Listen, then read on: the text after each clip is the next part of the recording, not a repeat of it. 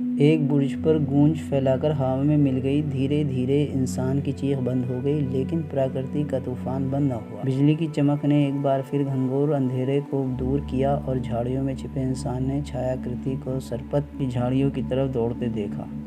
वह भी तेजी से उस तरफ चला गया। तूफानी वर्षा में भी पीछा जारी था। कुछ पल बाद छपाक की आवाज़ उत्पन्न हुई। इस महल के चारों तरफ फैली सुंदर नहर के जल में हलचल पैदा हुई।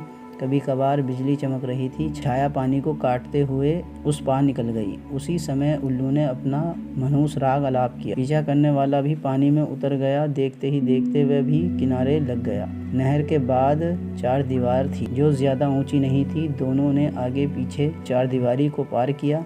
पीछा करने वाला चार दीवारी के पास ही चिपक कर खड़ा रहा और अगला साया दबे पांव सड़क पर आ गया। पिछले इंसान ने किसी कार के इंजन को स्टार्ट करने की आवाज़ सुनी। वह तुरंत लपककर एक दिशा में चल पड़ा और एक झाड़ी में छिपी मोटरसाइकिल को सड़क पर उतार लाया। उसी समय वह कार स्टार्ट हो गई। मोटरसाइकिल धीरे से कार के पीछे लग गई। अब ये पीछा सड़क पर भी जारी हो गया था। मोटरसाइकिल बड़ी तेज़ी के साथ पीछा कर रही थी। चालक इतना एक्सपीरियंस होल्डर था कि बिना हेडलाइट जलाए ही आगे बढ़ रहा था। सड़क पर जगह जगह पानी भर गया था। कई बार मोटरसाइकिल गिरते गिरते बची। वीरानगढ़ का भूतपूर्व प्रेत महल बहुत पीछे छूट चुका था। वह महल जिसमें किसी ज़माने में प्रेतों का इतिहास जुड़ा पड़ा था, जहाँ ज़मीन के अंदर भूल भुलैया सुरंगें थीं। लेकिन युग बदलते बदलते इतिहास का नया पृष्ठ शुरू हो चुका था। जिस महल पर खातून की आत्मा का साम्राज्य रहा था, वह अब रंग महल के नाम से पुकारा जाता था। वीरानगढ़ रियासत का सबसे सुंदर पिकनिक गाह यही स्थान था, जहां सैलानियों का जमघटा लगा रहता था। महल के पीछे नदियां बहती थीं, जो पहाड़ों से निकलती थीं। तीन तरफ हरी भरी पहाड़ियां और एक और मैदानी इलाका, जहां वीरानगढ़ का छोटा सा शहर आबाद था। इसी आबादी में कुछ अलग थलग वीरानगढ़ के भूतपूर्व महाराजा चंद्र सिंह का बंगला था। राजा चंद्र सिंह का शरीर काफ़ी बूढ़ा हो चला था और अब वह चारपाई पकड़ चुके थे। अधिकांशतः बीमार रहने के कारण उनका शरीर जीर्ण हो चुका था। राजा चंद्र सिंह कर्नल विनोद और कर्नल रंजीत के पिता थे। ये दोनों जुड़वा भाई इस रियासत के वंशज थे। लेकिन समय ने कुछ ऐसा खेल खेला था कि भरी जवानी तक इन्हें अपनी रियासत का ज्ञान नहीं हुआ था, और जब ज्ञात हुआ तो वक्त काफ़ी गुजर चुका था। रंजीत गरीब घराने में पला था। राज्यवंश अत्याचारों और पीढ़ी दर पीढ़ी चलने वाली शत्रुता के कारण उसे अपने जीवन में भीषण कठिनाइयों का सामना करके गरीबी से लड़ना पड़ा था। और जब वह भारत का ख़तरनाक जासूस बना तो उसे अपनी रियासत से नफरत हो चुकी थी। जिक्र रंग महल का था। रंग महल अब संग्रहालय है। इसी रंग महल में आज रात तूफान उठा था। तूफानी रात इस महल के लिए अभिशाप है। आज रात सचमुच भयानक साबित होती जा रही थी। पीछा करने वाला सवार अचानक चौंका।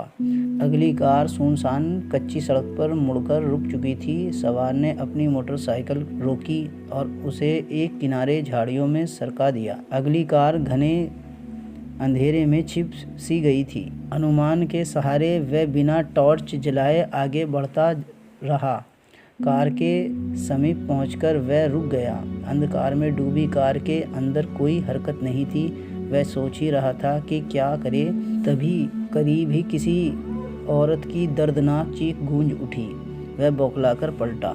चीख दोबारा गूंज उठी। वह तेजी के साथ उस तरफ बढ़ा जहां ऊंचे नीचे टीलों का क्रम फैला था। अचानक उसे ठोकर लगी और वह गिर पड़ा।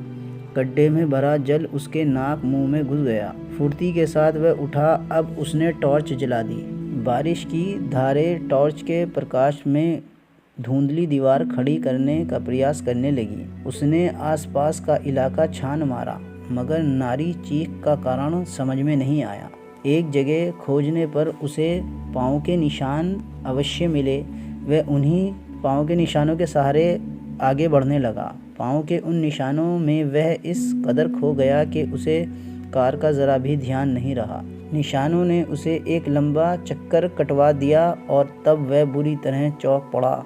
जब गीली ज़मीन पर बने निशान एकदम गायब हो गए। चौंकने का कारण सिर्फ इतना था कि घूम फिर कर वह अब उसी स्थान पर आ गया था जहां कार छोड़कर गया था, मगर अब कार गायब थी और टायरों के निशान बताते थे कि बैक होकर कार पक्की सड़क पर गई है।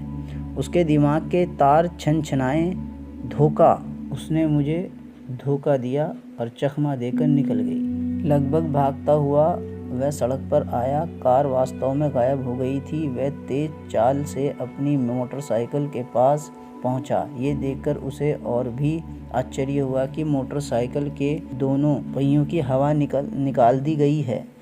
टॉर्च के प्रकाश में वह अपनी मोटरसाइकिल का निरीक्षण कर रहा था। अचानक उसकी निगाह मोटरसाइकिल में लटके बैग पर जम गई। बैग खुला था, जबकि वह इस बात को अच्छी तरह से जानता था कि बैग उसने अब तक नहीं खोला। शायद हवा निकालने वाले ने बैग की तलाशी भी ली थी। उसने बैग में हाथ डाला। सब वस्तुएं मौजूद थी, अलबत्ता एक वस्तु और मौजूद थी। वह था एक हरे रंग का लिफाफा। लिफाफा कुछ पीला हो गया था। उसने जल्दी से लिफाफा फाड़ा और बारिश में पत्र पढ़ने के लिए रेन कैप से ढक दिया।